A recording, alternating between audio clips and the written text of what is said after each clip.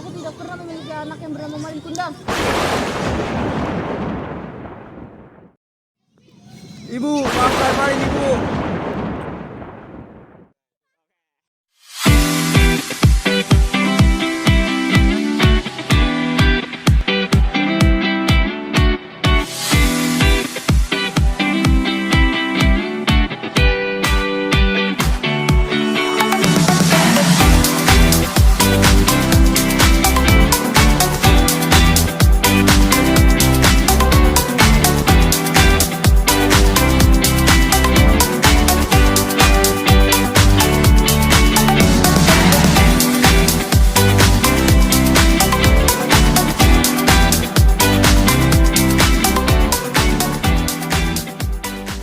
Sebuah desa di pesisir pantai air manis, hiduplah satu keluarga yang miskin. Mereka adalah keluarga Manderubaya. Manderubaya memiliki anak bernama Malin Kundang. Malin Kundang memiliki seorang ayah yang berprofesi sebagai pelaut handal. Namun sudah hampir 10 tahun ayahnya tak kembali. Setelah sekian lama sang ayah tidak pulang, Malin Kundang dan ibunya hidup dalam kesusahan. Beranjak dewasa, Malin Kundang pun mengikuti jejak ayahnya untuk melaut. Tak disangka, kapal yang ditumpangi oleh Malin Kundang diserang oleh bajak laut. Para awak kapal meninggal, tersisa Malin Kundang yang berlindung di salah satu ruangan. Lalu kapal itu terdampar di suatu kota. Di tempat yang baru ini, Malin Kundang bekerja dengan giat dan menjadi kaya raya. Dia pun mempersunting gadis pujaan hati. Sejak itu, dia dikenal sebagai raja dan saudagar kaya yang baik hati. Namun ketika Malin berlayar dan berlabuh di muara, Malin malu mengakui ibunya. Bagaimanakah kisahnya? Mungkin manis, mungkin juga tragis. Selamat menyaksikan.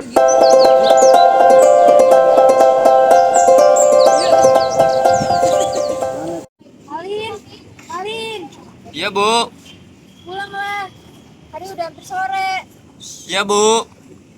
Malin, Bu, Malin mau ke muara, Bu. mau apa ke muara? Ada kapal berlabuh. Malin dan beberapa warga berlarian ke muara untuk melihat kapal yang berlabuh. Nahkoda, Mualim, dan beberapa awak kapal berlabuh di muara. Mereka berniat mencari bekal untuk perjalanan mereka. Dan Malinlah yang mengantarkan mereka ke kepala kampung. Nahkoda sangat tertarik dengan sikap Malin yang baik dan sopan, hingga berniat mengajak Malin untuk berlayar. Tapi sang ibu tidak mengizinkannya, karena Malin adalah anak satu-satunya. Lagi pula, Manderubaya masih trauma, karena suaminya yang berlayar sudah lebih dari 10 tahun tak kunjung kembali. Permisi. Selamat datang, Tuan. Terima kasih, Nak. Siapa namamu? Malin Kundang, Tuan. Saya ingin bertemu ketua kampung ini. Di mana rumahnya? Saya tahu, mari saya antar, Tuan. Baik. Apa nama kampung ini? Muara, Tuan. Di mana ayahmu? Di laut, Tuan. Anak pelaut juga rupanya. Ayo, mari saya antar, Tuan. Mari. Itu kan sampan dan bawa peti itu. Siap. Hei kau, bisa tolong bantu angkat tidak? Siap, Tuan. Oh, sakit sekali pinggang ini. Alah lemah kali kau nih, cepatlah sedikit. Angkat.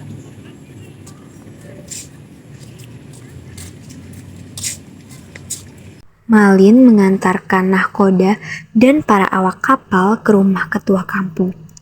Nahkoda sangat simpati dengan ketegasan dan kesopanan Malin, sehingga berencana untuk mengajak Malin berlayar dengannya. Pak Tua, ada tamu. Siapa mereka? Assalamualaikum. Waalaikumsalam. Selamat datang orang jauh. Apa maksud saudara datang kemari? Saya Nahkoda lengkap. Dan ini mualim saya, mualim dunia. Kami orang-orang baik yang suka damai. Kami di sini datang untuk meminta pertolongan. Baik, silahkan masuk. Terima kasih. Kau Tunggu di sini. Baik, Tuan.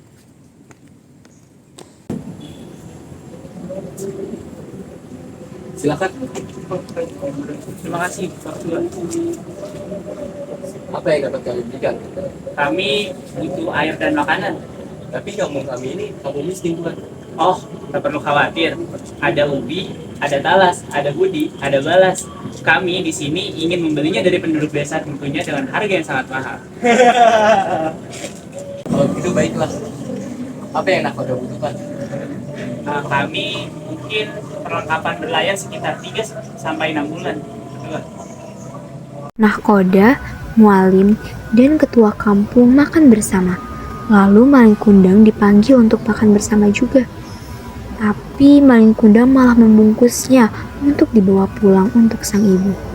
Nahkoda bertanya, "Mau kemana kau, Malin?" "Aku mau membungkusnya untuk ibuku," jawab Malin. Nahkoda tertawa. Lalu Malin ditawarkan untuk diajak berlayar. Malin sangatlah mau, tapi Malin khawatir jika ibunya melarangnya.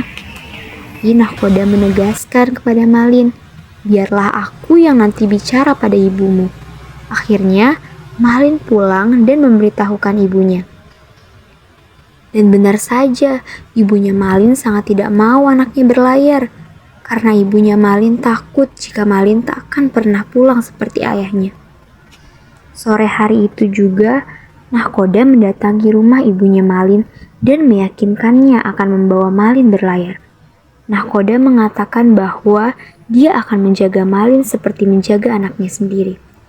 Karena Nahkoda memang belum mempunyai seorang anak, dengan berlinang air mata, akhirnya sang ibu merestui Malin untuk berlayar. Sore harinya Nahkoda beserta ketua kampung singgah di pondok ibunya Malin, membuat ibu Malin yang sedang menyapu halaman terkejut.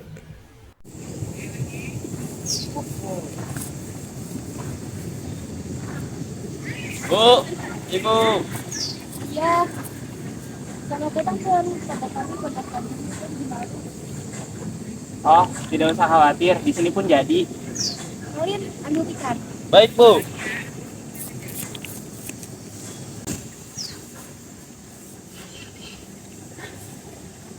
Silakan duduk. Baik, terima kasih.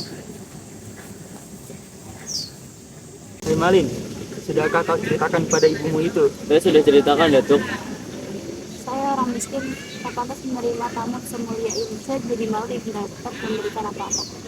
Oh, tidak apa. Tadi kami sudah makan di rumah Pak Tua. Baik, ada apa datang rame-rame ke gubuk kami? Saya ingin meminta persetujuan dari ibu, yang tentu ibu sudah tahu tentang persoalan. Anak saya hanya Malin. Saya ingin memperlakukan Malin seperti anak saya sendiri. Saya berterima kasih Tuan telah memperhatikan Malin. Tapi Malin masih sangat kecil dan masih bodoh. Siapa tahu kelak dia akan menjadi orang kaya. Lagi pula dia kan keturunan seorang PAUD. Semoga doa Bapak dikabulkan oleh Allah. Tapi menurut saya, Malin masih kecil dan belum mengerti apa-apa. Bu, iringi saja kami dengan doa, sisanya biar tanggung jawab saya. Terimalah uang ini untuk ibumu, Malin. Terimalah, Malin. Ya, sudah tuh. Malin, besok kita akan berlayar. Mintalah restu pada ibumu. Ya, Malin. Malam hari, sang ibu membereskan keperluan Malin dengan bergelinangan air mata. Ibunya berpesan kepada Malin agar selalu berhati-hati, dan ibunya menitipkan koin yang diukir oleh ayahnya, yang bertuliskan nama Allah, nama Nabi, nama Malin, dan nama ibunya. Koin itu dikalungkan di leher Malin. Ibunya memeluk Malin dengan berlinang air mata. Ibunya berpesan, kemanapun Malin pergi, jangan pernah pisahkan kalung itu dari tubuhnya. Malin berjanji tidak akan pernah melepaskan kalung itu. Keesokan paginya, Malin berangkat berlayar bersama Nahkoda, Mualim, dan para awak kapal lainnya. Semua sudah siap, Nahkoda. Terima kasih. Silakan Tuan. Bagikan ini kepada orang yang membutuhkan menurutmu. Maaf Tuan, uang ini terlalu banyak. Tidak apa-apa. Ini tanda terima kasih dari kami untuk warga sini. Terima kasih Tuan. Ayo Malin. Kali ini pesan ibu ya. Iya Bu, Kalian saya titip anak saya. percayalah Bu. Saya sudah menganggap Malin seperti anak saya sendiri. Doakan saja yang terbaik. Malin, ingat. Jangan sekali-kali kamu melupakan ibumu.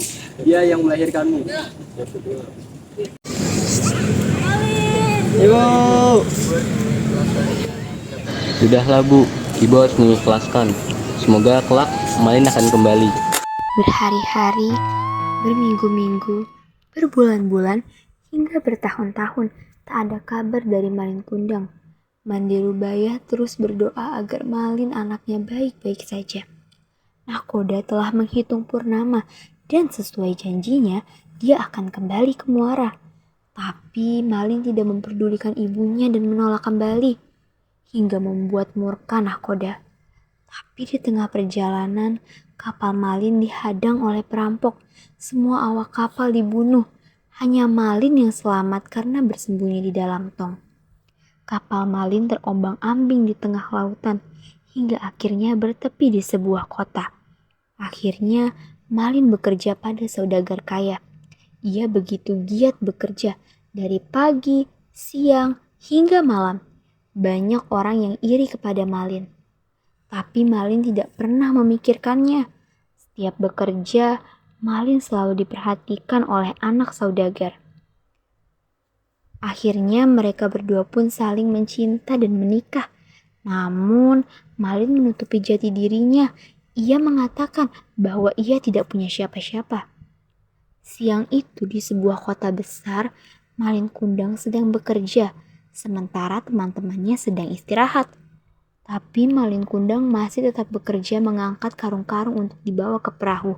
Banyak teman-temannya yang mencibir dirinya, tapi Malin Kundang tetap saja melakukan pekerjaan itu. Lihatlah Malin. Tidak ada lelahnya dia. Waktu istirahat pun masih saja dipakai untuk bekerja. Itulah dia, seolah dunia mau dimilikinya. Malin, sisakanlah tenagamu. Istirahatlah. Iya bapak-bapak, tunggu dulu. Malin, kalau kau sakit, Datu akan menggantikanmu. Karena Datu hanya membutuhkan tenagamu, bukan dirimu.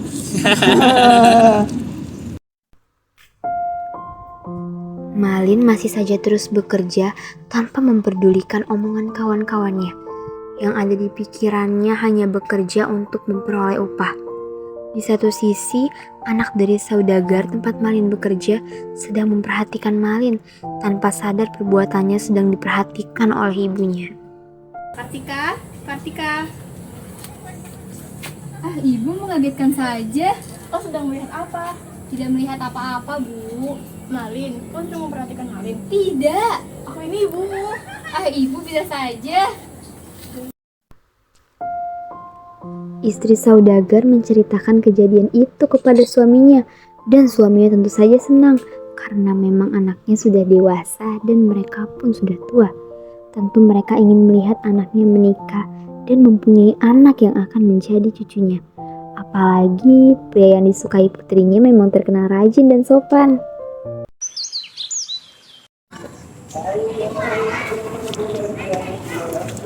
Tanda, Iya, Dinda.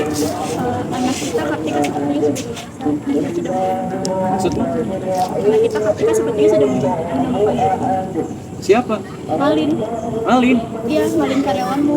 Kamu tidak keberatan kan? Aku tidak keberatan. Malin adalah anak yang baik dan sopan. Jika Kartika memang menyukainya, maka segerakanlah. Pengawal, Iya, Nyonya. Tolong panggilkan Kartika sekarang. iya dan juga Pak Malin. Siap. Pengawal memanggil Kartika dan Malin Kundang ke ruang keluarga. Malin yang sedang bekerja bingung dan takut karena tiba-tiba dipanggil Datuk. Kawan-kawannya pun ikut kebingungan. Mereka semua bertanya-tanya, apa yang dibuat si Malin sampai harus dipanggil masuk ke dalam ruang keluarga saudagar tersebut. Sementara di ruang keluarga, Kartika sampai lebih dulu. Kartika pun bertanya-tanya pada kedua orang tuanya. Belum terjawab pertanyaannya, ia dikagetkan dengan kehadiran Malin Kundang di ruang keluarga. Kartika menjadi takut jika Malin akan dipecat dari pekerjaannya.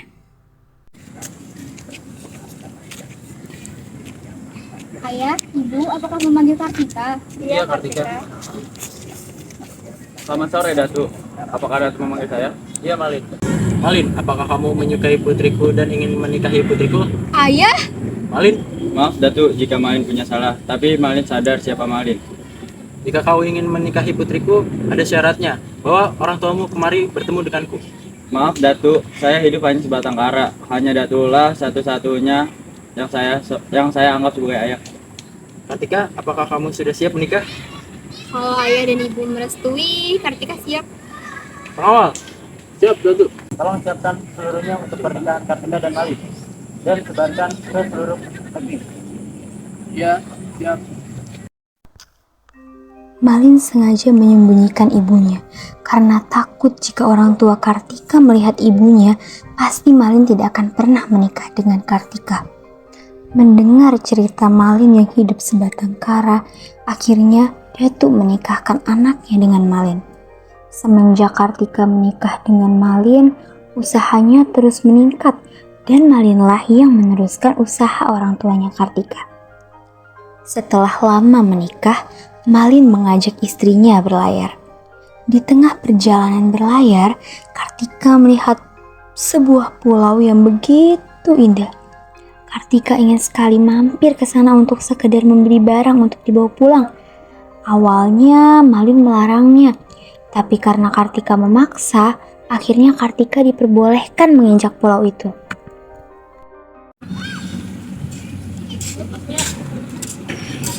Permisi. Bolehkah saya membeli barang di toko ini? Boleh, ambillah. Istri dari Datu kami ingin membeli barang-barang dari pulau ini. Apakah kalian pernah mendengar anak yang bernama Malin Kundang? Itu adalah pemilik dari kapal kami. Itu anak saya. Mana mungkin Datu kami mempunyai ibu miskin seperti kamu.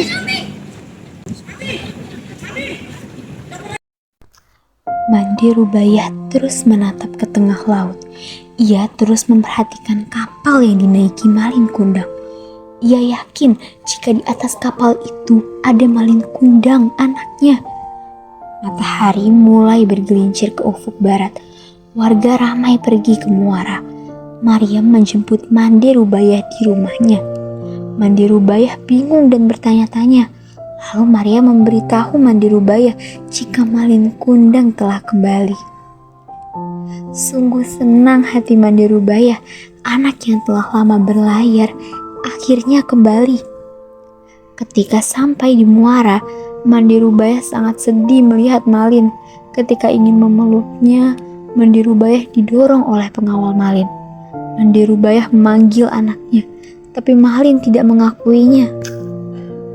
Wah, indah sekali pulau ini, tapi lebih indah jika aku bisa mandi di pulau ini. Tapi kita tidak lama, istriku. Ayo Malin, aku ingin sekali mandi di pulau ini. Tidak, istriku. Ini anak kita Malin. Baiklah, istriku. Malin, Mau apa kau? Siapa kamu? Aku ibumu Malin. Malin, apa benar dia ibumu? Mana mungkin aku mempunyai ibu sepertinya? Hei wanita tua, jika kau ingin sesuatu jangan mengaku-ngaku ibu dari suamiku. Dan asal bicara kau, aku ini Malin, seorang saudagar. Mana mungkin aku mempunyai ibu sepertinya? Malin, sadarlah. Hei, suamiku orang yang baik. Dia tidak jahat. Dia tidak mungkin mengakui kalau misalkan dia adalah ibunya. Malin, ibu yang melahirkanmu, membesarkanmu, dan menyusuimu. Malin, apa benar dia ibumu? Aku sama sekali tidak mengenalnya. Ibuku sudah lama meninggal. Malin. Sudahlah, Mande Rubayah. Mungkin dia bukan anak. Terjadilah perkelahian dan akhirnya Malin meninggalkan muara. Malin. Ya Allah, kalau saksi bahwa Malin adalah anak kandungku. Malin, ibu kutuk kau jadi batu, Malin.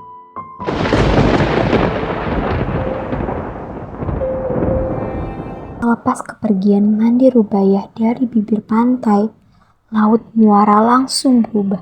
Dari laut yang tenang menjadi ganas. Hujan badai menyapu laut muara. Kapal Malin mulai terombang-ambing di tengah lautan. Para pengikutnya, termasuk istrinya, tercebur ke dalam laut. Malin yang merasa bersalah meminta maaf pada ibunya. Dan akhirnya kapal yang ditumpangi Malin terbalik dan hancur berkeping-keping menjadi batu. termasuk Malin Kundang. Patung Malin Kundang terdampar di pantai Muara sedang bersujud dan memohon ampun pada ibunya. Banyak penduduk yang menyaksikan peristiwa itu. Ketua kampung dan Maryam sempat memohon kepada Mandi Rubaya untuk mencabut kutukannya. Tapi Mandi Rubaya hanya mengatakan bahwa dia tidak pernah punya anak yang bernama Malin Kundang. Lalu ia mengambil kalung koin yang dikenakan Malin dan detak jantung Malin langsung berhenti. Itulah kisah Malin Kundang, si anak durhaka. Semoga cerita ini bisa menginspirasi kalian semua. Sayangilah ibu kalian seperti ibu kalian menyayangi kalian. Satu ibu dapat merawat 10 anak, tapi 10 anak belum tentu dapat merawat satu ibu.